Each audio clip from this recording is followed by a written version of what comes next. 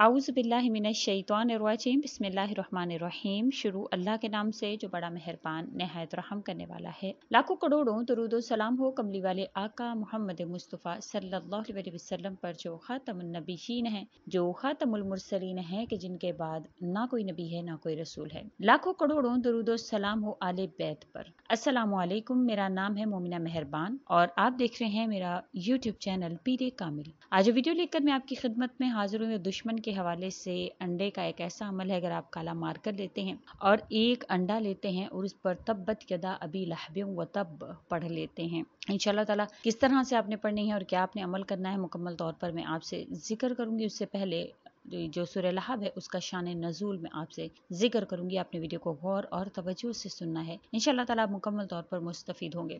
Video जिक्र करने से पहले मैं गुजारिश करना चाहूंगी कि अगर आप मेरे चैनल पर नए हैं या मुझे पहली मर्तबा सुन रहे हैं तो मेरे चैनल को सब्सक्राइब जरूर कर दें। मजीद अपडेट्स हासिल करना चाहते हैं तो सब्सक्राइब के बटन के साथ जो नोटिफिकेशन का बटन है उसको भी जरूर प्रेस करें, ताकि मेरी हर नई वीडियो आपके पास नोटिफिकेशन की सूरत में पहुंचती रहे।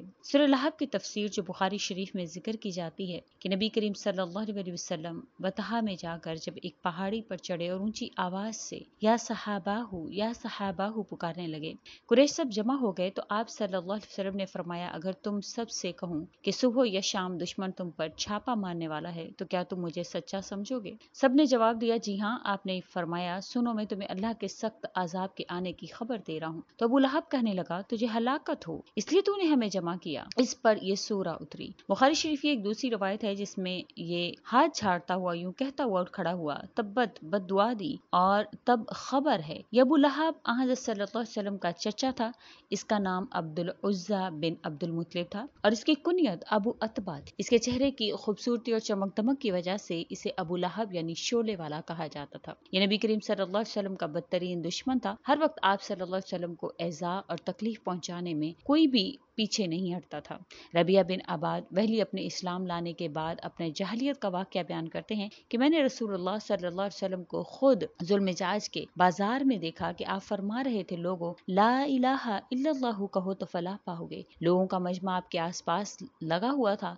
मैंने देखा कि आपके पीछे ही एक गोरे चिट्टे चमकते रंग का भेंगी आंख वाला, जिसके सर की बड़े बालों की दो मेंढियां थी, आया और कहने लगा, लोगों ये बेदीन है, ये झूठा है। गर्ज आप लोगों को मजमा में जाकर अल्लाह की तौहीद और दावत देते और ये दुश्मन पीछे पीछे ये कहता हुआ चलता कि ये झूठा है, ये आपका चचा अबू लहब है। आप सल्लल्लाहु अलैहि वसल्लम जब भी कहीं पर अल्लाह के दीन की तबलीग करते तो ये वहां पहुंच जाता। उसके अलावा दुश्मनों से बचाव के लिए जब भी आप सल्लल्लाहु अलैहि वसल्लम पैगाम पहुंचाते तो ये पीछे पहुंचता और कहता है, फलाह कबीले के लोगों, ये शख्स तुम्हें लात और उज़्ज़ा से हटाना चाहता है। बनु मालिक इब्ने अकेश तुम्हारे हलीफ, जिन्होंने तुम्हें दूर कर दिया है, अपनी नई लाई हुई गुमराही की तरफ तुम्हें भी घसीट रहा है। खबरदार, इसकी न सुनना, इसकी न मानना। अहमद और तिबरानी की ये हदीस है। अल्लाह ताला इस सूरत में फरमाते हैं, अबू लहब बर्बाद हुआ, इसकी कोशिशें गारत हुई, इसके अमाल हलाक हुए, बिल यकीन इसकी बर्बादी हो चुकी है, इसकी औलाद इसके काम ना आई। इब्ने मसूद रजी अल्लाह ताला फरमाते हैं, जब रसूलुल्लाह सल्लल्लाहु अलैहि वसल्लम अपनी कौम को अल्लाह की तरफ बुलाया तो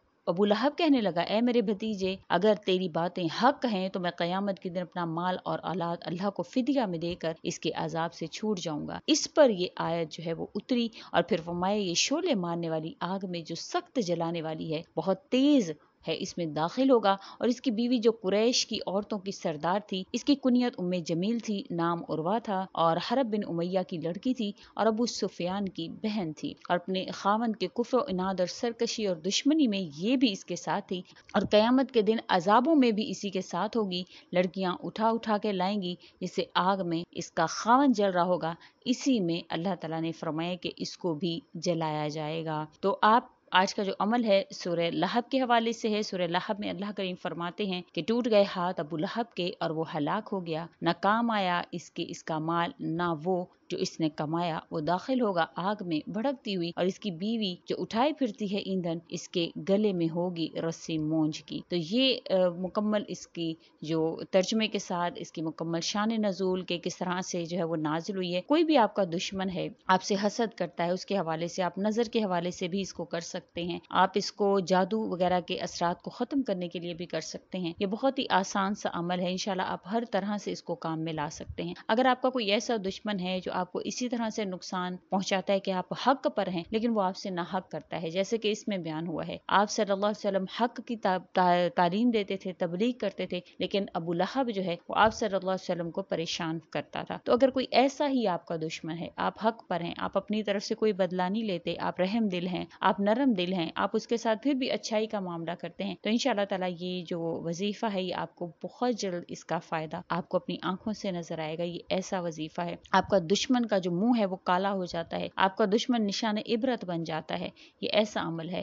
آپ نے ایک وائٹ انڈا لینا ہے، بالکل وائٹ ہونا چاہیے، آپ نے وہ انڈا لینا ہے اور آپ نے ایک کالا مار کر لینا ہے۔ آپ نے یہ عمل کرنا ہے اور آپ نے انڈے کے اوپر جب آپ ایک مرتبہ شروع میں درود ابراہیمی پڑھ لیں گے اور اس کے بعد آپ بسم اللہ الرحمن الرحیم سمیت سورہ لہب پڑھیں گے اور ایک کراس اس پر انڈے پر لگا دیں گے۔ اسی طرح سے آپ کرتے جائیں گے، سورہ لہب پڑھتے جائیں گے اور آپ اس پر ایک کراس لگاتے جائیں گے انڈے پر، اور جیسے ہی آپ مطلب اپنے دشمن کا خیال بھی اپنے دل میں رکھیں گے کہ میرے پاک پروردگار میں اس کو کوئی نقصان نہیں پہنچاتا، میں اس کو کوئی بھی کسی بھی قسم کا میں نے اس کو کبھی بھی نقصان نہیں پہنچایا، آپ خود اس سے نپٹیں۔ اور اگر آپ پر جادو وغیرہ کے اثرات ہیں تو آپ نے وہ ذہن میں رکھنا ہے، اگر آپ کسی نظر بد کا شکار ہو چکے ہیں تو وہ آپ نے ذہن میں رکھنا ہے، مطلب جو آپ کا مقصد ہے آپ وہ ذہن میں رکھتے ہوئے اس کا انڈے کے اوپر جو ہے وہ کراس لگاتے جائیں گے۔ اس کو اس طرح سے آپ نے مکمل طور پر انڈے کے اوپر کراس لگاتے جانا ہے اور اس کو مکمل طور پر آپ نے کور کر لینا ہے۔ اب آپ نے اس انڈے کا کیا کرنا ہے کہ آپ نے اپنے جسم کے اوپر سے اس کو وارنا ہے، لا حول ولا قوت الا باللہ 7 مرتبہ پڑھتے ہوئے آپ نے داہنی جانب سے اس کو اپنے پورے جسم سے گھمانا ہے۔ گھمانے کے بعد آپ نے وہ انڈا جو ہے کسی ایسی جگہ جہاں پر کسی کے پاؤں وغیرہ نہ آئے، اکثر لوگ تو ویسے اپنی چھت پر ہی، ایسی چھت جس کے اوپر کوئی چڑھتا نہ ہو وہاں پر پھینک دیتے ہیں، لیکن آپ نے ایسی ہی جگہ پر کہیں پر پھینکنا ہے جہاں پر کسی کے پاؤں نہ آئیں، وہاں پر آپ نے اس کو پھینک دینا ہے۔